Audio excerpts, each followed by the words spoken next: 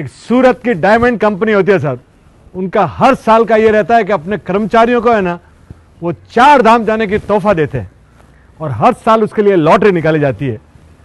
पहले साल जब लॉटरी निकलती है तो एक शैलेश करके आदमी होता है, पर है वो पूरा शराबी। वहां कंपनी का ऑप्शन क्या था कि आप या तो 4 धाम चले जाइए और नहीं जाना चाहते तो पैसे ले सकते हैं।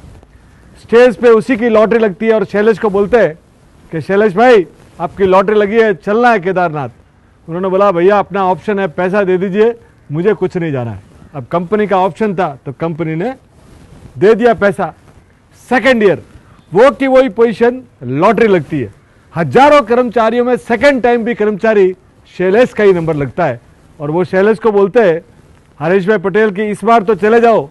बोले मुझे कुछ नहीं जाना है, आपकी कंपनी की जो पॉलिसी है मुझे पैसे दे दीजिए, मुझे 4 धाम नहीं जाना है।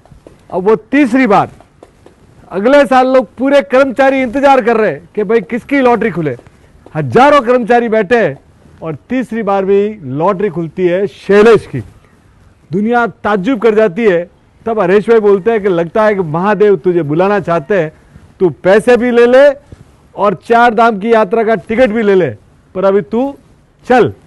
अब वो घर जाता है, दोस्तों से मिलता है और 4 धाम की तैयारी कर लेता है।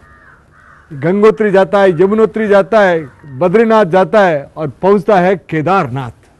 महादेव के दर्शन करने के बाद 1-2 दिन वहां रुकता है और आनंद लेता है और फिर उसका मन होता है कि 1-2 दिन में और रुक जाऊं।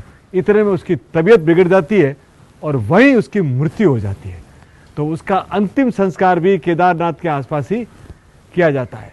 जब ये समाचार कंपनी को मिलता है, हरीश भाई पटेल सुनते हैं तो वो ताज्जुब कर जाते हैं कि यार क्या बात है कि महादेव ने इसको बुलाया और इसका अंतिम समय भी वहाँ से निकला। तो वो थोड़े दिन तो सोचते रहते हैं, फिर उसके घर पे पहुँचते हैं और उसकी पत्नी को बोलते हैं कि यार एक बात बताओ कि तुम्हारा शैलेश था कैसे। तो उन्होंने बोला कि सबको मालूम है सर हमारा शैलेश तो शराबी था, पर बोले कुछ न कुछ तो वो अच्छा काम करता था। कि वो सबसे अच्छा काम ये करता था कि हमारे मोहल्ले में एक विधवा बहन है और उसकी 3 छोटी छोटी बेटियां हैं, उसको खाने की भी तकलीफ थी। तो शैलेश क्या करता था, जाता था और बोलता था बहन कुछ पैसे तू ले ले और तेरा गुजारा कर ले। और हर साल जो उसकी टिकट निकलती थी ना, उसमें आधे पैसे उस बहन को देता था और आधे पैसे मेरे को देता था। ये जब बात सुनते हरीश भाई बोले यार मुझे पहले मालूम होता तो मैं इस आदमी का हाथ चूम लेता। और वो वहाँ से बोलते वो बहन कहाँ रहती है, उस बहन के घर पे पहुँचते और बहन को बोलते कि बहन वो शैलेश तो चला गया, कि साहब आपके लिए तो वो शराबी था पर मेरे लिए वो फरिश्ता था। मेरी 3 छोटी छोटी बेटियां थी, मैं कई दिनों तक भूखी सोती थी और ये शैलेश ही भाई थे जिन्होंने मुझे बार बार संभाला। तो बोले क्या कहते, बोले कहते थे कि बहन मेरे लिए दुआ करना कि मुझे परमात्मा का दिन मिले। तो मैं उसके लिए एक ही भगवान से दुआ करता थी कि भगवान इसको जब भी मिले तो स्वर्ग मिले। तो साहब उसका अंतिम समय भी केदारनाथ में गया। तो आप दुनिया में नेकियां करते रहिए, एक भी नेकी आपने जबरदस्त कर दी ना तो वो आपके सब बुराइयों को सब पार लगा देगी और इस भवसार को पार कर देगी।